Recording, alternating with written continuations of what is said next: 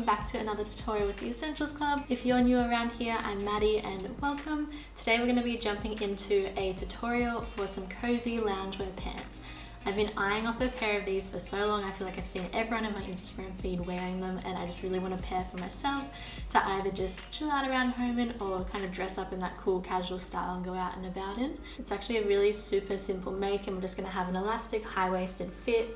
I'm going to have it kind of tight all the way down until about the knees and then let it flare out from there. And if you want to follow along, this is what you'll need to make yours. We'll obviously need some material, and I'll put the amount that you'll need for each size in the below description of this video. I've got this stretchy knit-like material, so that's a great option, but you can also use anything that has got that stretchy fit. You also need a pair of pants to reference for the pattern that we'll be making out of this. Ideally something tight, so like a pair of tights or even skinny jeans will be a perfect reference point.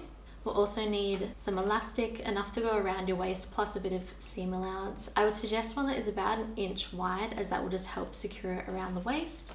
We'll then also need some pins and a safety pin, some matching thread to our material. I've just got a black here today so that you guys can see it easily on top of my material.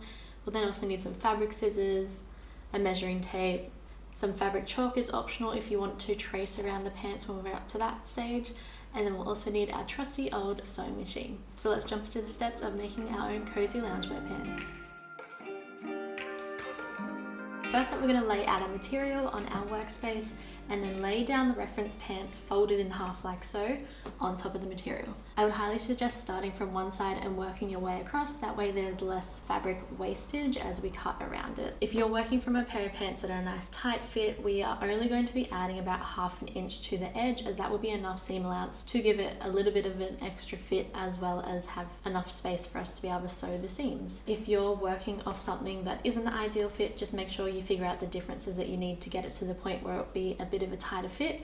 And also, if you're working with a low rise, figure out how much you need to add to the top to get it to that point where it will sit high-waisted. And also add extra seam allowance to the top so that there's enough room to create an oversized waistband section for the elastic to be able to go in. An easy way to figure that out is if your elastic is 1 inch, just double that and make the extra seam allowance 2 inches. That way you've got enough to do like one little fold and then a bigger fold to actually fit the elastic in there. Now that you've got that all figured out, the amounts that you need to add on, you've got it laid down, you can either just cut directly around it or use your fabric chalk and mark out the spots that you need to add. If you want to follow exactly the steps I'll be following, I will be trimming 1/2 inch from all the side edges, trimming 2 inches from the top edges. This is already a high-waisted fit, and then when it gets to that knee section, I'm just going to make sure that I start to flare outwards, probably by a couple of inches by the time I get to the bottom. I'll do a little illustration of what it should end up looking like. Once I have cut this first piece out, I'll then use that as a template, cut out the second piece,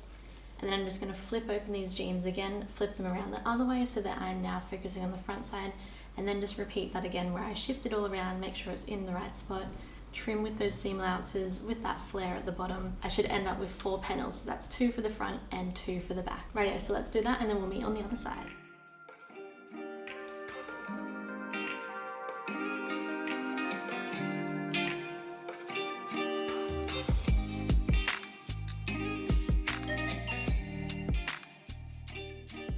So I've now got the 4 panels all cut out. I've popped the 2 front ones aside and I'm going to focus on the 2 back sides first.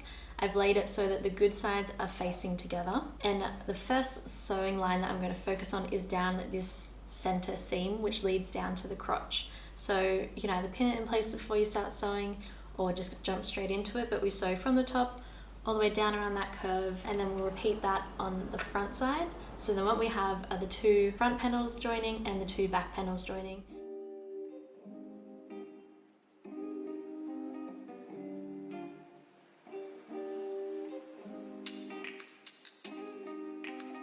The center seams now joined. It is time to join the front panels and the back panels together, and we'll do that at the 2 side seams and also that center V section of the legs. Laid down the back panels facing good side up. These are the front panels now facing good sides towards that, and I'll just pin along these side edges and through the center there and sew there.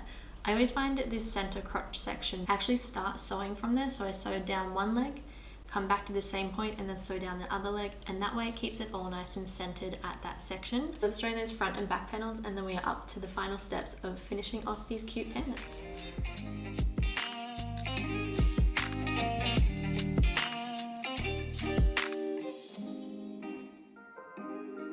So what we should end up with now is almost a pair of pants.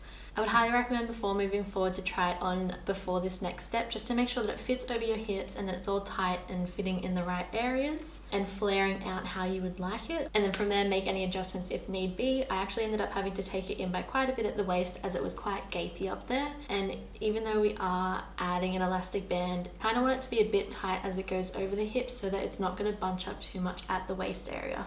So I've taken it in where it's tight around the hips as I pull it up, but then sits kind of nicely over the waist area. Now that I'm happy with that, we're going to actually add the waistband in. So the pants should be turned inside out, focusing on this top waist area. We're going to just do one small fold first. So fold it by about 1/2 inch over, pin that in place, and then sew all around that top section, just one simple line, and then we'll meet again after that.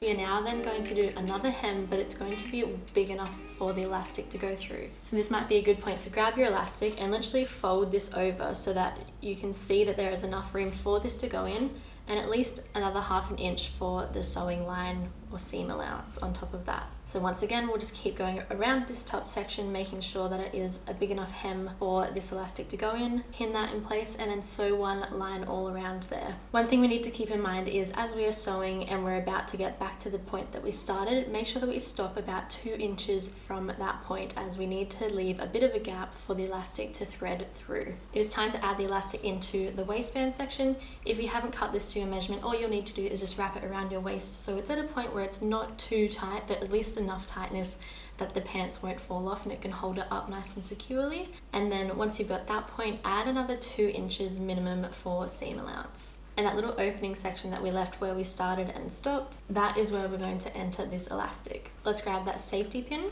pop it on the end of this elastic. That should help secure it on there, so that allows us to push it through, and then just keep bunching up as you go along and then pull that elastic through, and just continue that until you get back to the point where you started. Pull out each end of the elastic and overlap it by whatever seam allowance you added. For me, that was about 1 inch.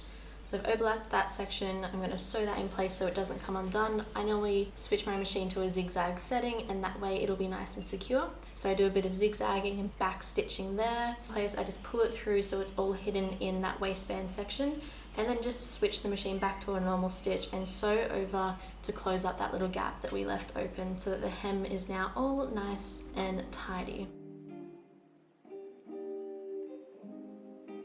We have added that elastic waist in at the top. We are up to the very final step.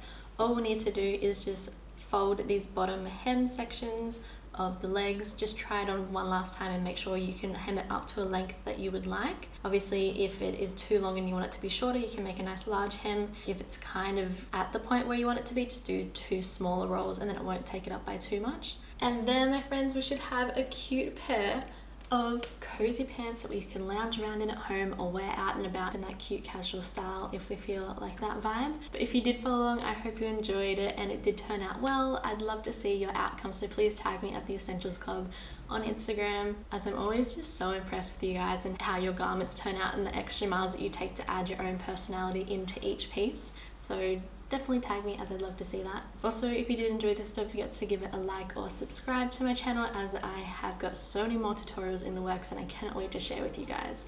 But time to go throw these babies on and lounge around. Wherever you are, I hope you have a beautiful day, and I will see you guys in the upcoming tutorial.